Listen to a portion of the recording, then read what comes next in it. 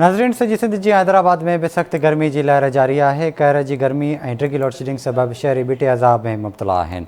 ॾिसूं था इरफान बुगियो जी रिपोर्ट। हूँ त सिंध के बे नंबर वॾे शहर हैदराबाद की शाम की हाक होंदी है, पर अॼुकल्ह मंझंद मशहूर थी वई है। छाकाणि त कांव की अख कढंदड़ गर्मी सभिनी खे ख़ता करे छॾियो है। सॼी सिंध में हलंदड़ हीट वेव का हैदराबाद पिण सख्त मुतासिर थियो है, जिते गर्मी पद 48 डिग्री सेंटीग्रेड ताईं पहुची वियो है। शहरी पंहिंजनि ज़रूरी कमनि कार्यनि सबबि घरनि खां ॿाहिरि त निकिरियो अचनि, पर लिंग साड़ींदड़ गर्मीअ सबबि या त छांव जी ॻोल्हा में हूंदा आहिनि, या वरी पंहिंजी उञ उझाइण लाइ थधनि शरबतनि लस्सी ऐं थाधल जे ठीहनि ते पहुची वेंदा आहिनि।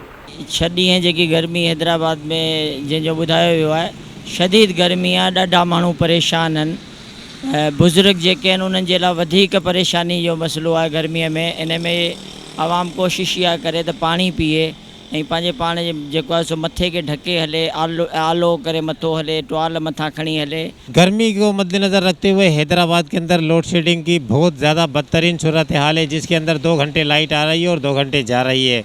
वापडा इंतज़ामिया की तरफ से आवाम को इतना जुल्म किया हुआ है कि लाइट मुस्तकिल है ही नहीं, पानी बिल्कुल पीने का नहीं है, और लाइट ना होने के बिल्कुल बराबर है। लोग गर्मी से परेशान हैं, बिलक रहे हैं। छोटे बच्चे हैं, ज़ईफ़ हैं, जो बेचारे घरों में माजूर हैं, ज़ईफ़ हैं, वो पंखे जल रहे हैं। लाइट स्कूल के जो बच्चे आते हैं छोटे, वो पसीने में तर हुए आते हैं। और करेला पानी मथे ते रखे, आलो टुआल करे मथे ते विझे ऐं घर में वञी वेहे, ॿाहिरि न निकिरे।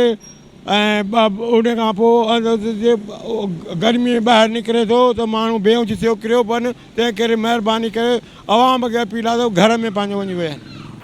हिन हमरा खे बि गर्मी अची सतायो। ॿिए हमरा वणनि खे पाणी पे ॾिनो। मिंथ कयांसि त भलाई करे संदसि मथे ते पाणी हारे। हमरा संदसि फरमाइश पूरी करे वरी उन साॻे हमरा खां पाण मथां पाणी हारायो त मथां टियों हमरा बची पहुतो ऐं वण वीचारा उते ई रहिजी विया।